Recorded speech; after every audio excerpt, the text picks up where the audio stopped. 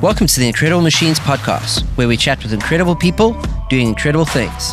Today we meet a true original, Trevor Steyn, scientist, rebel, surfer, father of 7, and the founder of Esse Skincare, a global brand built in South Africa, fueled by innovation, purpose, and independence. In this episode, we dive into how losing his father at 16 shaped Trevor's path, why his commitment to ethics and the planet drives every business decision, even if it means doing things the hard way, finding your unique edge in business. But that's just the beginning. Trevor's story is about creating a new way of doing business, one where profit and purpose don't trade places, and where who you pretend to be becomes who you are. So settle in as we introduce the incredible Trevor Steyn.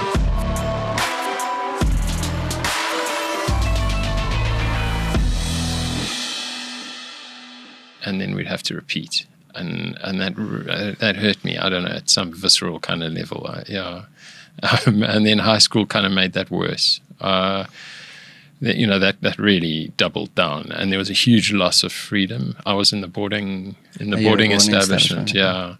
And it just felt like every minute of every day was scripted. It was, for me, a nightmare. Yeah. I really value freedom, and that's that humdrum drawn in, locked into a building with lots of other people is exactly the opposite of what I was interested in. So, I just stayed low and didn't blow cover.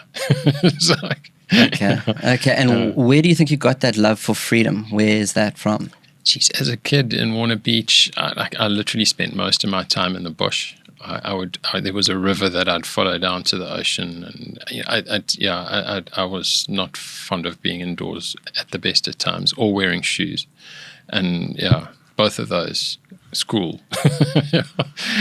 So it was quite a relief to get to varsity and all of a sudden realize, hey, there's like no rules, and then You've got here marked in your father passed away. Was that at high school? Yeah, I was 16. We were very close. My brother had Down syndrome. And I guess, I spent a reasonable amount of time boxing on my brother's behalf, but I think it was a very, very strong message that I didn't have a backstop anymore. I didn't 100% at that point believe that my mother had this, and it just kind of, I think, in the grand scheme of things, you find a lot of people who have a parent die in their teenage years either collapse or come out hard. I think I did something in the middle. One of the things from working with you very briefly is, and I've said it in, I think, in emails, your humbleness constantly shines through. So when you were 16, your father passes away, and then I think you're exactly right. Like some people, there's a split. Like it either becomes something that people carry and that's their trauma, and that's like shaped their whole existence, or they sort of step up to the plate. I think, judging from the rest of your timeline and what we'll get into later in the show, is like I think you very much stepped up and have got, you've built something incredible there with S. So, I mean, that's it. In terms of, just to touch on that again, 16, now your mother's takes the reins. So how did you step up back then? I don't think I did. I think it was, my matric year was, my standard 9 and matric year were both, I was pretty beaten up. And then, I think that's another thing that university allowed me, like a new start. And it was freedom. And it was just, just to be told that you didn't, like, nobody really cared if you went to lectures. You didn't have to be home by any specific time. It was fantastic. I was like blown away. That level of freedom was mind blowing. Did you still found that you got the work done with that level of freedom? You can ask pretty much anybody, both at school and university, as I was not the most diligent. I didn't do very much at all, but I was good at the sciences. So it meant I didn't have to write much. I write very badly. I've got to write in like block capitals to be legible. So as long as the answers were short, I was fine. So that's close to the medical doctors, like their little scribbles, their notes. I wish we could share the IQ in common, but I definitely share the handwriting. I can see you've done. My handwriting's terrible, man. Wish I could pass off as a doctor. So then there's so university, you find freedom, and then it says D. Yeah, I met my wife there. So that was 1991. That was a very good year, and it continues to be a very tight and happy marriage. Yeah, was that in university you met her? Yeah. And she was studying. Yeah, she was a year below me studying at the same university. thing? Studying. We met in botany. Yeah, okay. Yeah. So it was, and I think a lot of us. I was very much a hippie in those days. So, but a lot of us in that year sort of paired off, and a lot of us are still together. It's I mean, of our little group of friends. Yeah, you kept in contact. Yeah. You say hippie? What do you mean by that? I was a proper hippie, like dreadlocks down to my waist kind of hippie. Yeah. No way. Yeah. I can picture that. Yeah. I was, and I mean, I did chemistry primarily because I have a very strong interest in hallucinogenics. So and I found a German professor, the Professor Siegfried Drewes, who offered to teach me about drugs, bombs, and poisons, and I was like all in, boots and all. At UKZN. Yeah, and he stopped taking students. He'd retired actually, and he made me a deal that if I did a 1-year master's and if I got cum laude for chemistry honors, that he would take me on. And he took me. So I did whatever I needed to get a cum laude for honors, and then and then did a 1-year masters, which is, it's tough. It's a lot of work in a year. Yeah. And what was the masters in? We were looking at new drugs from indigenous plants. So KZN has a phenomenal biodiversity, so we could look at almost anything, and it hadn't been worked on before. So we were pulling new potential drugs out of indigenous plants. Yeah. Oh wow! So we've had our shaman, or my shaman, on here. Okay. Before one of the first episodes, yeah. Nice. So specifically Nixie Pie or ayahuasca. Okay. So I know that there's that DMT. Is that the type of, when you talk about chemicals, hallucinogenics, is that the... Yeah, we were after bilharzia treatments, so more, less pure hallucinogenics. That was in my spare time. Yeah. Okay. Yeah. He's. I mean, I still go and see him every now and again. He's an amazing human. Yeah. Okay. Yeah. And sparked. I mean, I had no idea really what I wanted to do with my life. But yeah, he really became a father figure for me, I guess. Yeah. Okay. Yeah. Amazing. Yeah. And then there's a steady flow of up, down, so it's 1, 2, 3, and then there's an S up, an S down. Yeah. So no, my wife and I had a very long standoff on contraception that resulted in 7 kids. So there's each of those little dips is the first year of a kid. So did you say 7 kids? Yeah, 7. Wow. Yeah, that's amazing. Yeah. And they're, I mean, look, they've brought an enormous amount of joy over the years, but the first year is cuck. They cry, they want their mother. As a father, there's not a lot you can really contribute. Very little you can add to support mother. Yeah. I mean, they were all breast. I mean, we remained hippies very much in those days. I mean, we lived in the middle of nowhere, and the nearest neighbors were more than 2 kilometers away. Rent was like 3,500 rand a month. Actually, I lied, it was 2,000 rand a month. including lights and water. And we just, and I mean, we subsisted until I was 30. I was doing the odd bit of consulting here and there, but we subsisted on almost no money. Wow. It was, yeah. Wow. Yeah. And what are you consulting on? I would do essential oils or whatever, whatever came my way more than anything. Yeah. But then in sort of early 20s started S, which I think I started with like 20 grand. This is 2002, am I right? Yeah. So and it was mostly. Look, we were well fine. I'd taken that 20 grand and been trading on the market for a bit, and I'd done okay, just by being marginally cleverer than average, and also by being isolated, because you're not subject to the vagaries of the financial news, because no news comes to Richmond. Yes. So if the CEO has a bad day, I didn't get to hear about it. But ended up starting S mostly as a way to show an alternative. I looked around me and there was just this ocean of sugarcane, and it seemed to expand into the forest all the time. And I wasn't super excited about what looked to me as though, as if people would kind of do anything for cash. Biodiversity and other stuff didn't seem to matter much.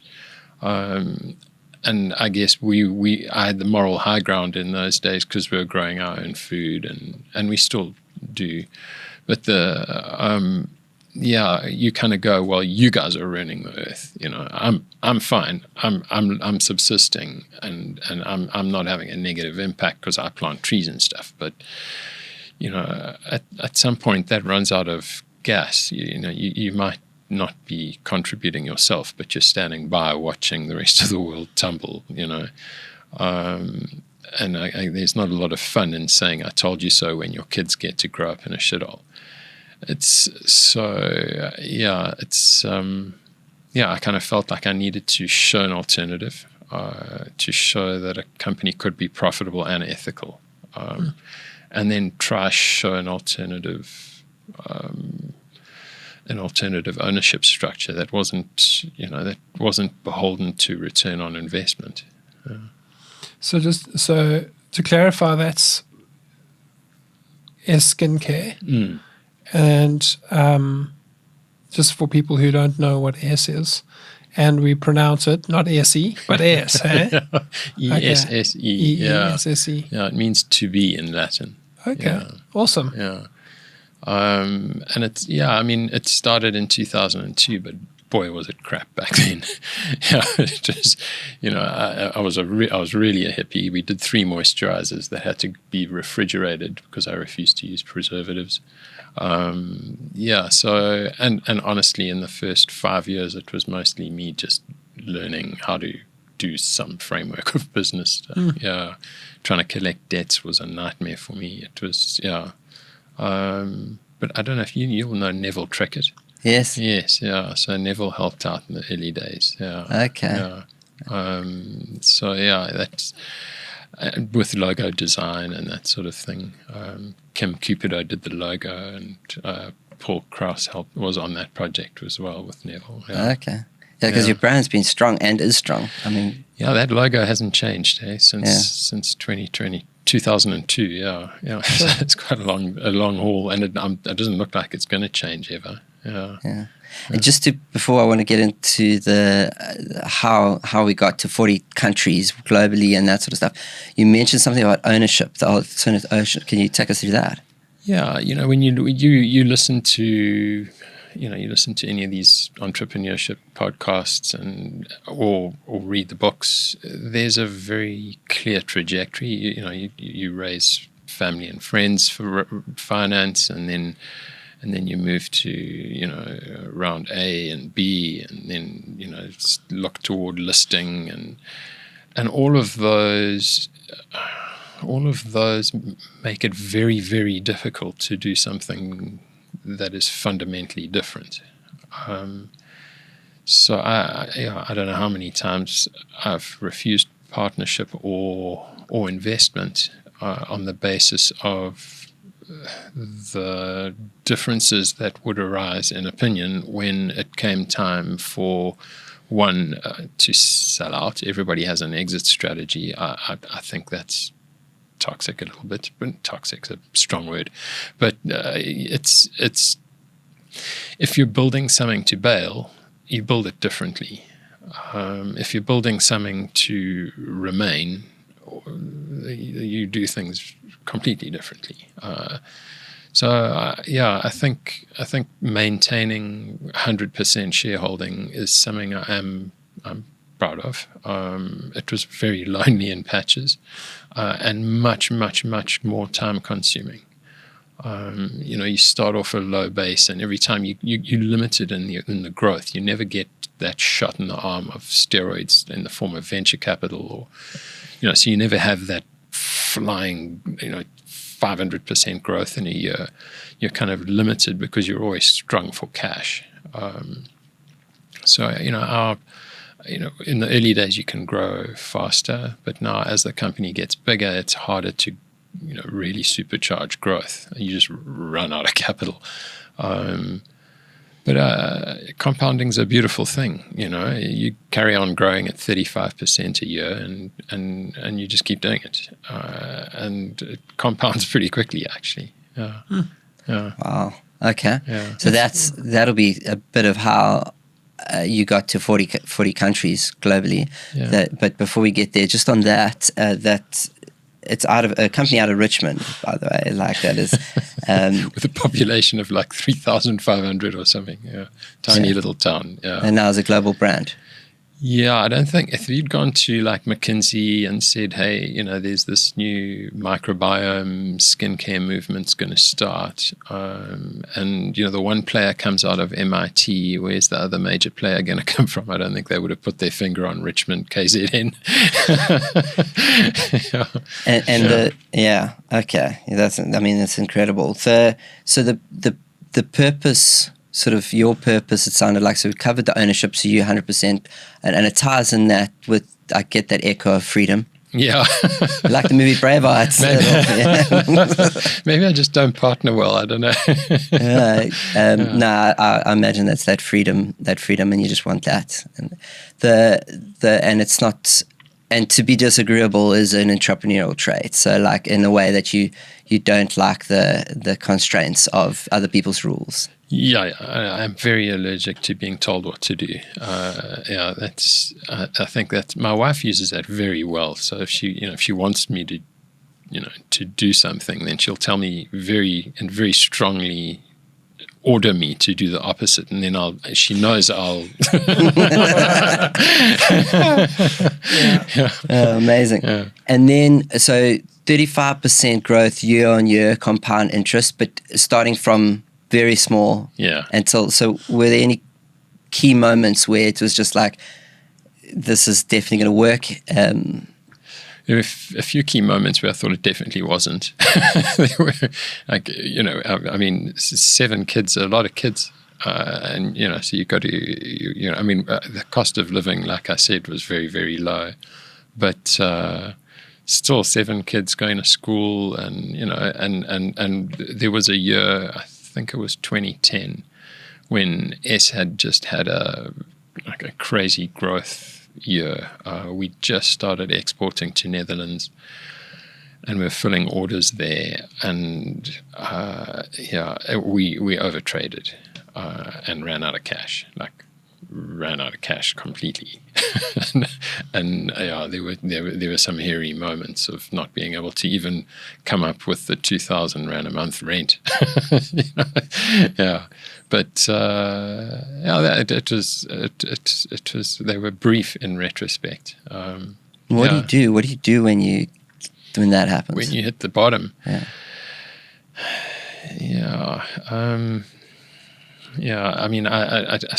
by then immediately started splitting risk. I guess I started taking consultancy jobs again and trying to raise cash other ways. Yeah.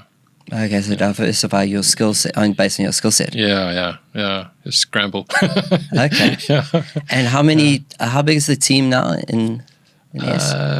So in South Locally? Africa, in South Africa there are about 90 or 95, and then there are companies scattered all over the world. So probably total about 130. Yeah. We've got employees in Norway, Sweden, Netherlands, UK, US, all over the place. Yeah. That's again just you talk about the desire to have full control. In retrospect, I should probably have left it to a distributor in Sweden to sell the product there. But for better or worse, employed people there and ran it as again a wholly owned company. Yeah. And so you spent a bit of time traveling. Yeah. I don't like it though.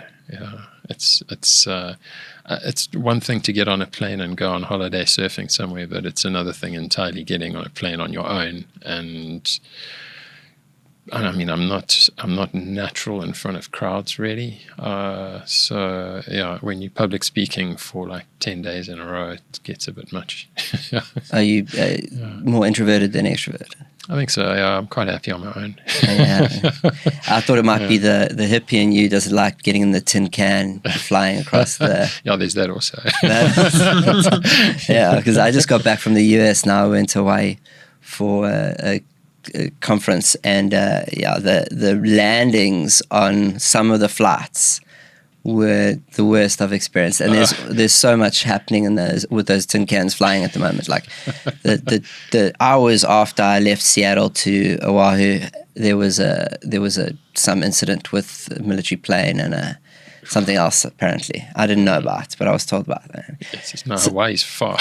Yeah, it's 12 hours behind us exactly. Yeah. So have you been? No. Okay, so it's on the list. I imagine you surf. Yeah. And you've been surfing since Warner Beach days? Yeah. Always. Yeah. But my problem was I was always around Frankie Obols and Mike Roscoe and those guys, so I always just thought I was really shit at surfing. And I am. I mean, they're just so much better than me. It's ridiculous. Yeah.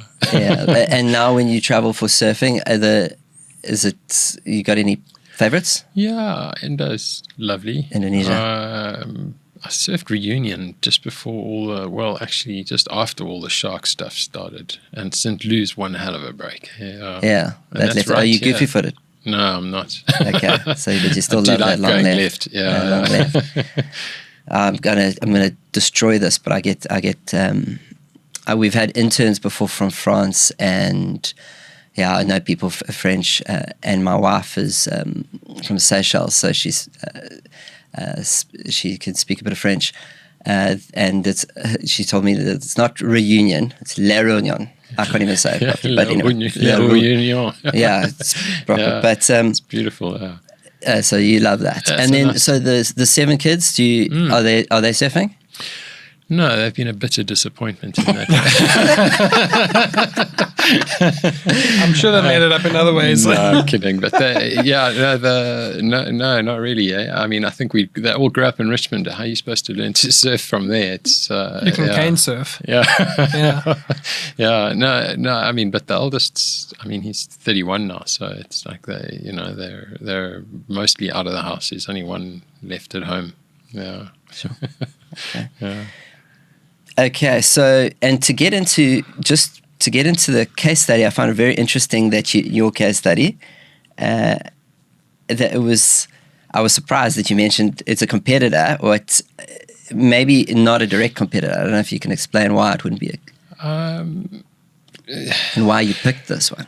So I know the founder well, Yasmina Aganovich.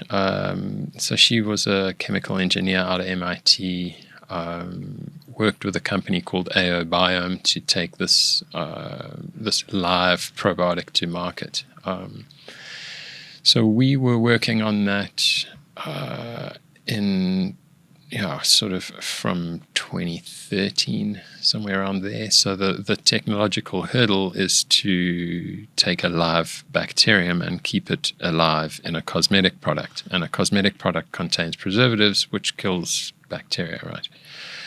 So this is we had a beneficial probiotic bacterium.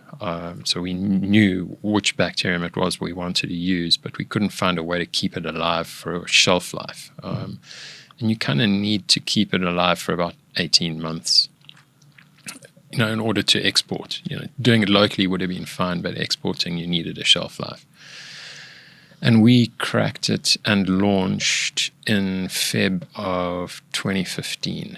And they launched in May of 2015. So we very much were competitors academically, but and from an innovation point of view. But I think it was just kind of different channels. And I mean, they were US based and we were primarily European based. So it is. I just really I thought they did a much, much better job on the marketing side than we did. I stupidly had this idea that I could just go, hey, this is incredible. Here are the results. See, and we had good results out of Germany on skin testing. But they did a fantastic job. They built this website where you'd go in and you'd just be able to follow the frequently asked questions, and it pulled you down a rabbit hole. It was amazing. I went on, and I mean, I was learning new stuff. I was just blown away. It was just such a good website.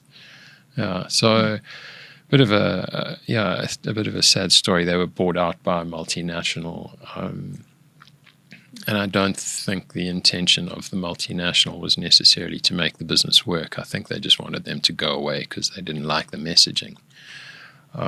Really? Yeah. Really? Yeah, I guess if your primary business is selling bleach, then perhaps you wouldn't really want the message that you have a live microbiome on your skin that needs to be diverse and robust, and yeah.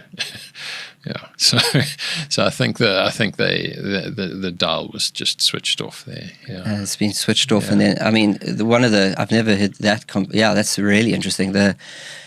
I've heard of so the sugar companies. I always thought it was really interesting how the studies come out. I'm just using sugar as an example, guys. It's any company that you'd look at could be looked at in that light as the negatives of that. They would own the potential, the studies. So they would actually, the medical, as far as I know, is sponsored by the pharmaceuticals and that sort of the medical journals and all that sort of stuff. Mm-hmm.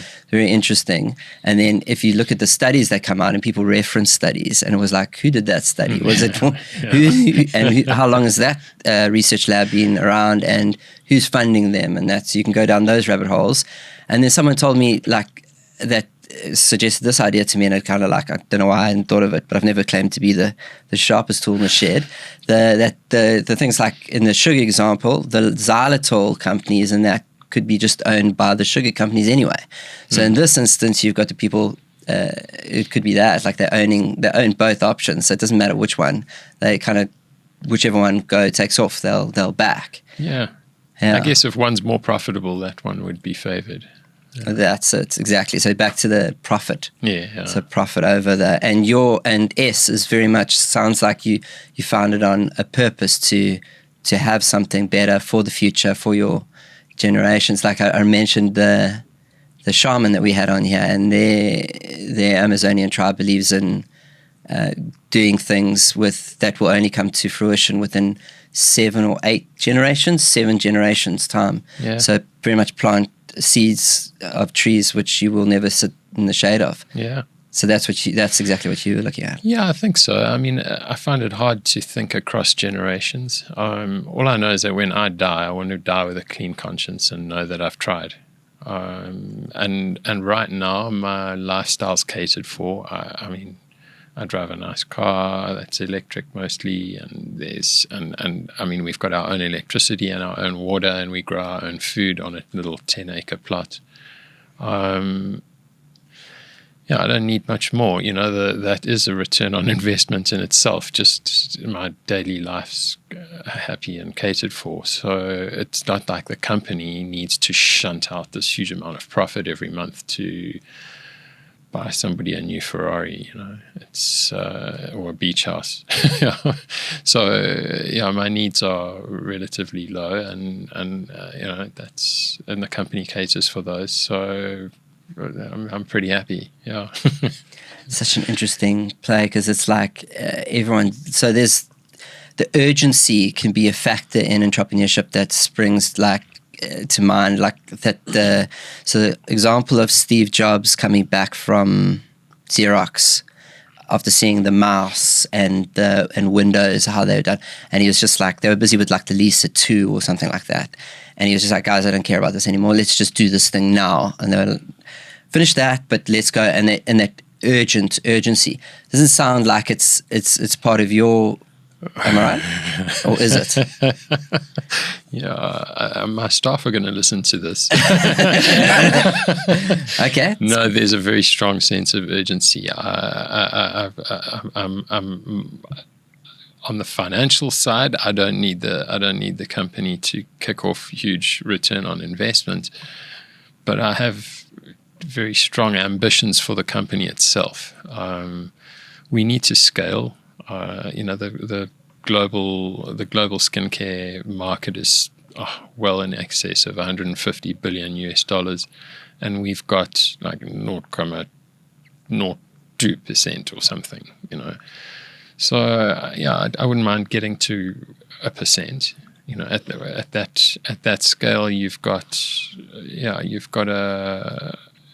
enough weight. I guess a little bit like, I don't know, say Patagonia, where you've got the scale to be able to really make an impact, and to show, hey, like this thing exists. It's a different way of thinking, and other companies can be like this. Yeah.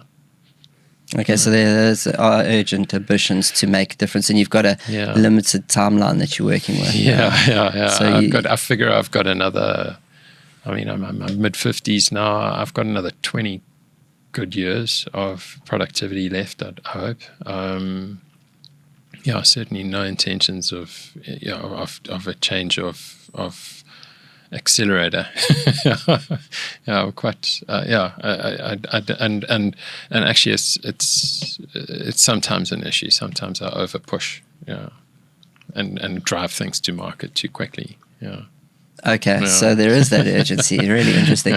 And then just going back to the kids quickly, are there any is it going to be a family business? Do you foresee that happening? Yeah, 2 of them are working in the company. My daughter's a salesperson in Rhode Island in the US, and the US is growing crazy fast for us. So she's good at what she does. She is, and she looks ambitious, which is good.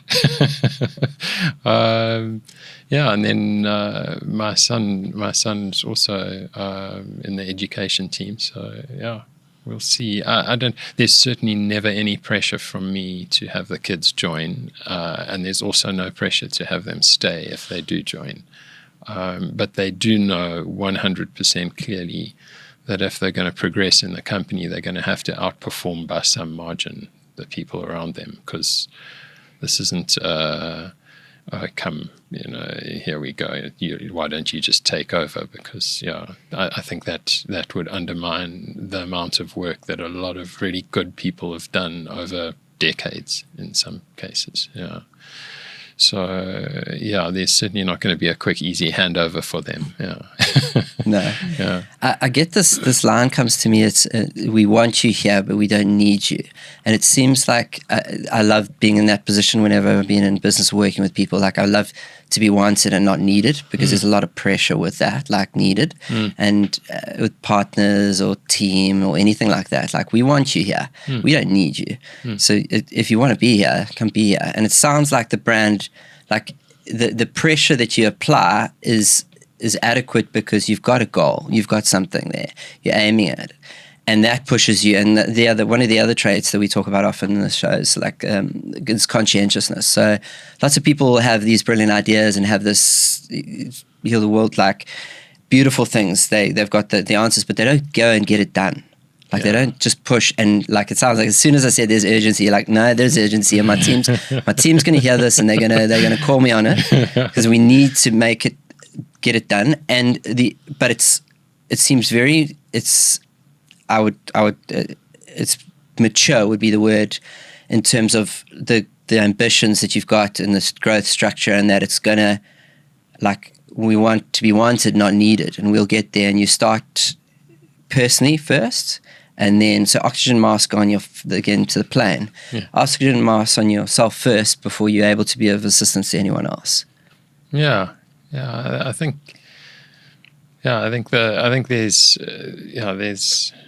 there's always in the team a lot of there's a lot of pushback. So we had a team building toward the end of last year that didn't go smoothly for me. But it's very healthy and quite aggressive debate, which is good. Yeah, sometimes I'll have what I think is a cracker idea, and it gets gunned down in no time flat, and I go back home, which is good.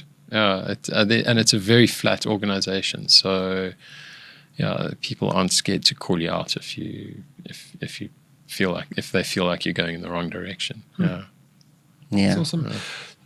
A question here, which I find quite interesting.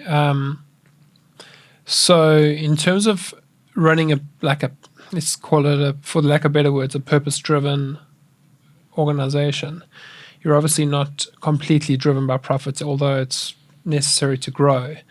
However, you structure driving the organization, and how have you driven a team to reach a goal which is not necessarily profit driven, and not getting on the stock exchange and becoming these multi-billionaires?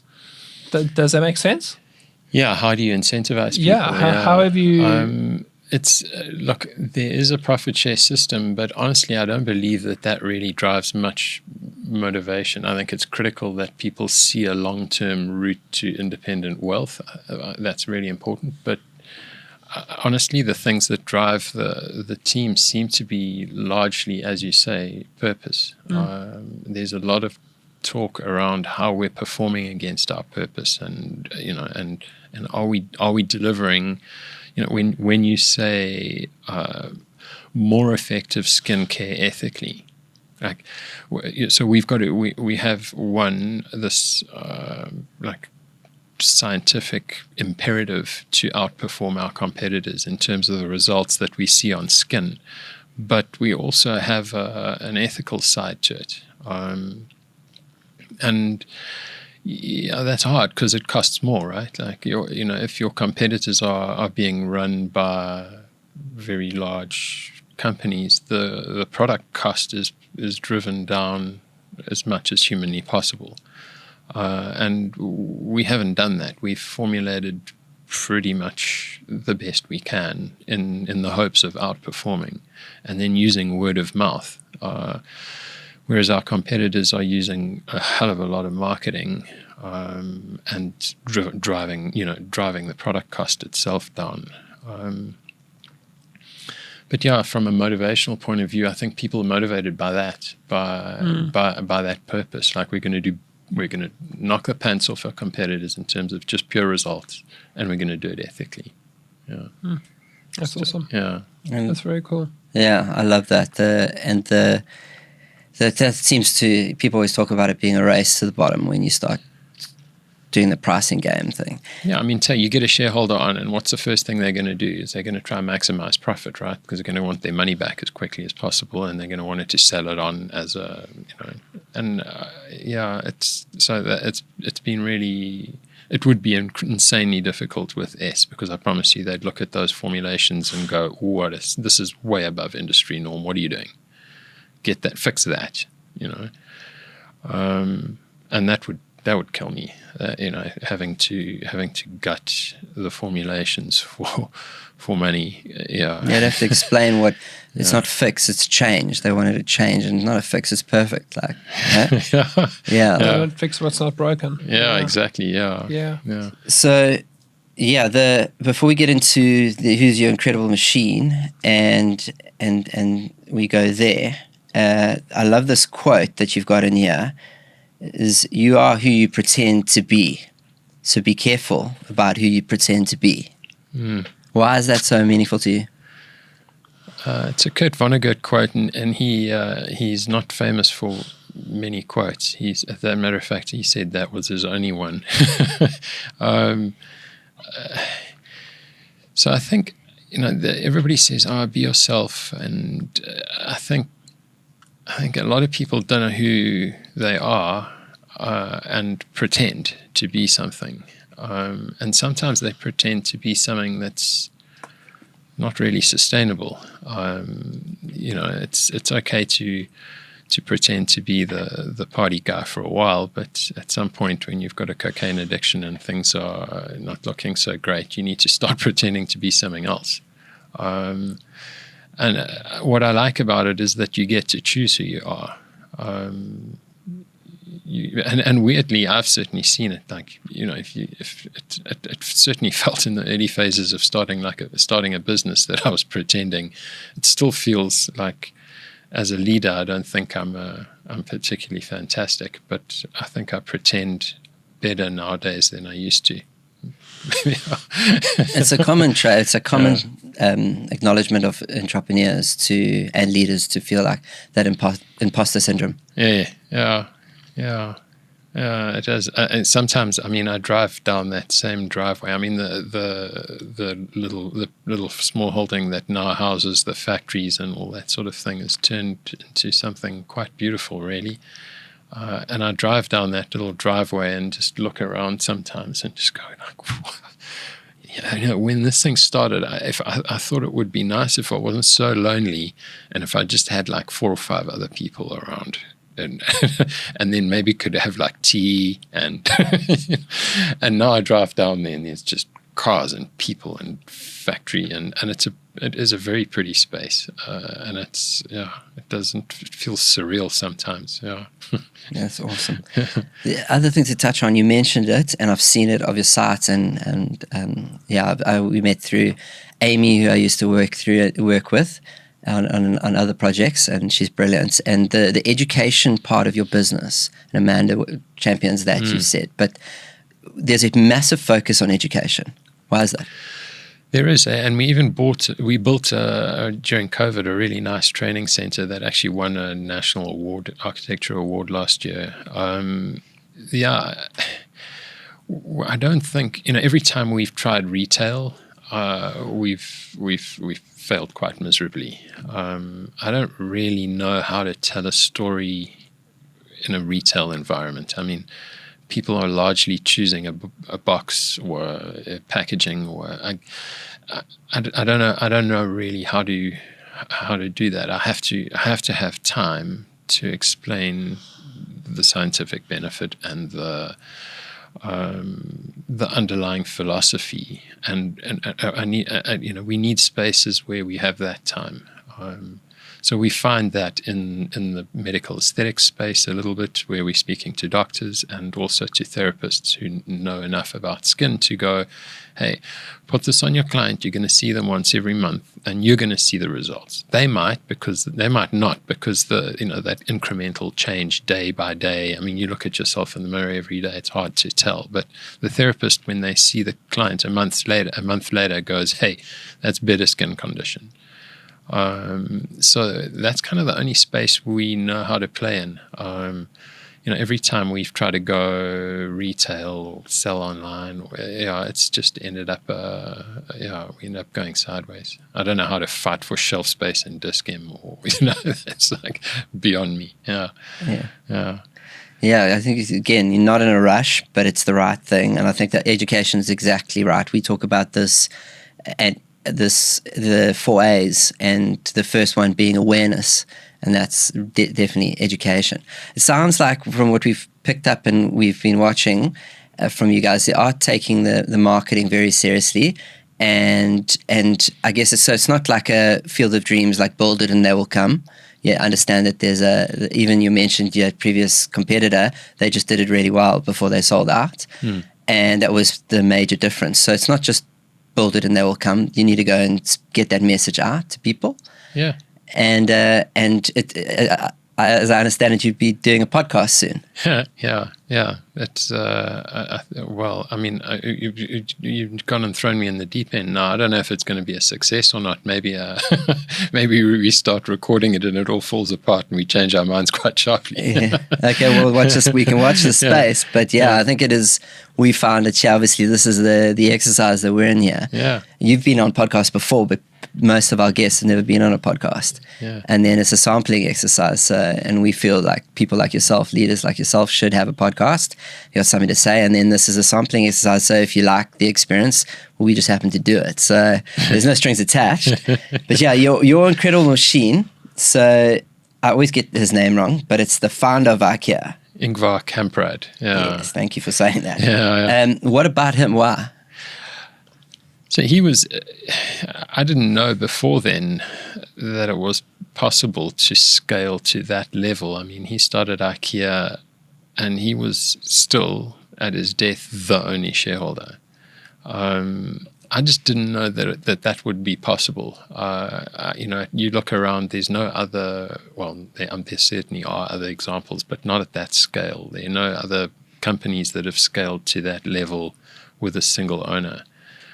I think having that as a hey, there's somebody who did this way better than you did, like way better. Having read a bit about him, he's certainly not perfect. There's some aspects of his life that I wouldn't try to replicate, but just the sheer guts, and I like the. I don't know if you know this, but they're like working class Swedes chew snus. They've got, they take this tobacco stuff and shove it in their lip. But it's very much like a working class artisan kind of thing. And he was like all in for that, like and I like that aspect of it as well. He drove a 1990s Volvo and flew economy class, and even though he was in the top 10 wealthiest people on the planet. And this, I mean, let's get into it, because I know a little bit about him from actually Malcolm Gladwell speaks about him, and he was very disagreeable because he opened a factory. I think in his first business was in Poland during the sort of Cold War, and then was shipping furniture that had to be built on so you didn't, but it was brilliant because there's so much. It was totally different to anything anyone was doing.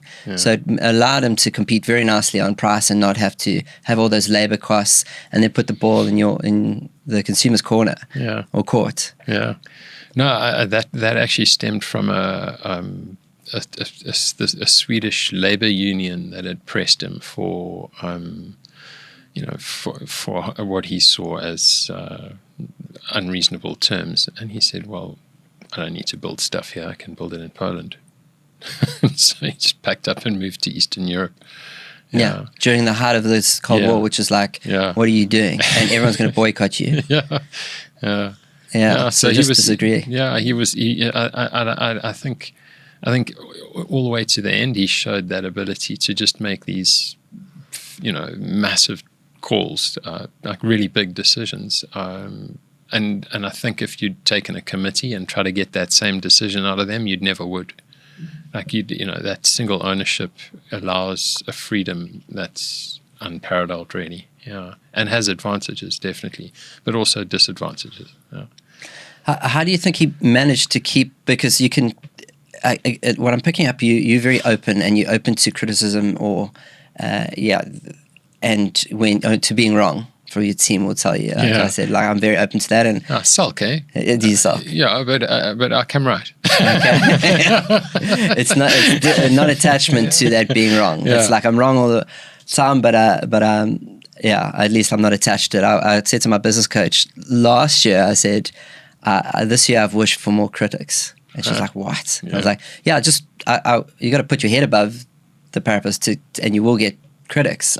Some of it will be signals, some of it will be noise. Yeah. I mean, like, this is not my preferred space. It's not like, I do love speaking and chatting to people and learning from interesting people, which I get to do here, which is amazing. But I've never done this before. Yeah. And so being open to being wrong, and then it sounds like you detach and just move to the next, like accept it and move. So that's the second A is acceptance. Oh, okay. Third one is action. Okay. Fourth one is adherence too. So once you figure it out, like repeat, rinse and repeat.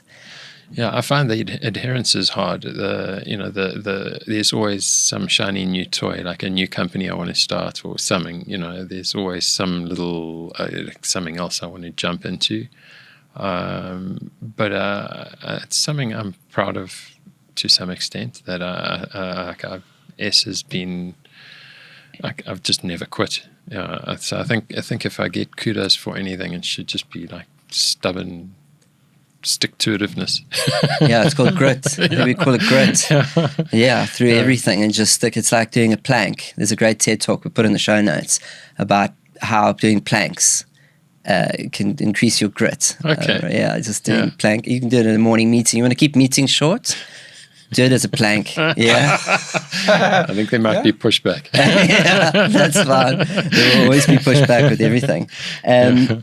So that's the question has come up. I can imagine. So are there futures where S branches out, or other companies within your realm? Yeah. So I'm in the process of starting a new thing. It's a vitamin D. It's a vitamin D product. So it's a consumer. Actually, we'll be selling mostly into the longevity doctors space. But it's a way of delivering vitamin D through skin. So you take a device, irradiate a product with UV. So the product takes the sun hit for you, and then you apply that product to skin, and you get your vitamin D the way you should. So that's a new company that I'm starting. Anything inspired by inspiration from Dr. Huberman there? Yeah, partly. Yeah, there's a Polish guy and an Australian guy that have done incredible work on the other sterols that are produced. So your skin produces dehydrocholesterol, the starting material for vitamin D, and when sunlight hits it, it actually produces pre-vitamin D, which will become vitamin D itself, but it produces two other sterols, which they've now discovered are almost as important to overall human health as the vitamin D itself. So that's quite a game changer. Like we've been popping pills thinking we're getting our vitamin D, and we've only got one leg of a 3-arm process. And it's as usual. Every time we try a quick fix to get to a result, we end up realizing that nature's a whole lot more complex than we really thought. And this solution is not perfect. It's a hell of a lot better than anything else, though. And this is, actually for the first time I've taken a patent. So that's, So it's exciting new developments. Yeah. It'll probably get shelved, and I'll carry on with S. So. Yeah, I mean, and is that set for 2025? When are you looking for that? Yeah, that'll be launching into European winter. Yeah. Okay. So October, somewhere around there. Amazing. Yeah. And anything on S side that we need to look out for? Yeah. S is so that same management meeting, team building, crossover, whatever thing. The biggest complaint was just over innovation. So we are going to do it. S has always got a huge pipeline, and then it's just a case of choosing. But there's a new mist coming. Anyway, there's a new mist coming. When is that coming? That is like September, somewhere around there. Yeah, which is quite exciting. Yeah. But anything else that you are allowed to speak about? No, I mean that can go through. It's not the end of the world. I'll deal with Amy. She'll knife me. Yeah, she sent some great. I love Amy. She gets in some great questions here. Yeah. But the last one, I mean, Luke, I don't know if you want to jump in at all, but I've got good. Yeah. I've got. Is there anything that I didn't ask that you wanted me to go through? No, I think we could. Yeah, I can't think of anything too pertinent. That advice one might be half interesting. Yeah. Yeah. So we touched on that at the beginning, and then do you want to go through it? I didn't know we were recording then. Yes, okay. But what would you give your 16-year-old self? So that that is very pertinent. So now I know what happened when you were 16. Yeah. What advice, if you could go back, and just what would you tell them? Yeah, it's not take yourself so seriously. It's same advice as now, really. Yeah, and we really are. I think actually mescaline gave that to me, an overarching view of how we stand in the universe, and we really are just a speck, this tiny little ball of rock hurtling through space. There's absolutely nothing we can do that would actually matter in universal terms, and that can either be super depressing, like, oh my God, my life doesn't matter, or unbelievably liberating. It's like it doesn't matter. Have fun. Do what you enjoy. Make sure it's sustainable through to the end of your life. Have a handover period at the end, and you're done. It's lovely. Yeah. So I think my advice to my 16-year-old self would be play more. Don't take it seriously. Yeah. Yeah. Yeah. Love it. That sounds like, so I have 3 things from that, or related with be good, have fun, enjoy. Yeah. And work for me is fun, I must say. I very seldom get to the end of a week going, oh my goodness, thank goodness it's weekend. It's I do like what we do. Yeah. And you mentioned the mescaline. Is that San Pedro related? Have you used that? Yeah, so I've my whole life grown large amounts of San Pedro, and I am a chemist, so I can extract fairly well. Amazing. Okay. Yep, that's part of my microdosing routine. Yeah, okay. Pedro, Oh, really? I call it the green pill. Oh, okay. So it's like the Matrix, reference to the Matrix, the blue and the red pill. Oh, okay. So the green pill, like that. So the red pill was that the Matrix, you get to leave and you understand that there is a Matrix. Yeah. The blue pill keeps you in the Matrix, and I think the latest Matrix movie is you see Keanu Reeves just dosing with blue pills all the time. The psychologist is giving him blue pills. Yeah. But the green pill lets you know that it is the Matrix, but that it's okay. It's all right. We're fine. It's okay. Yeah. It's the awareness, but not the getting out. Yeah, you just get to like that. This is totally cool. From a color theory perspective, it should be purple. It should be purple. Yeah. Green, halfway between green and red. Red and blue is purple. Perfect. Okay. Well, I don't know if there's anything else you want to end off with. I don't think so. Perfect. Well, it's been amazing. It's been incredible. Incredible. Yeah. Trevor Steyn.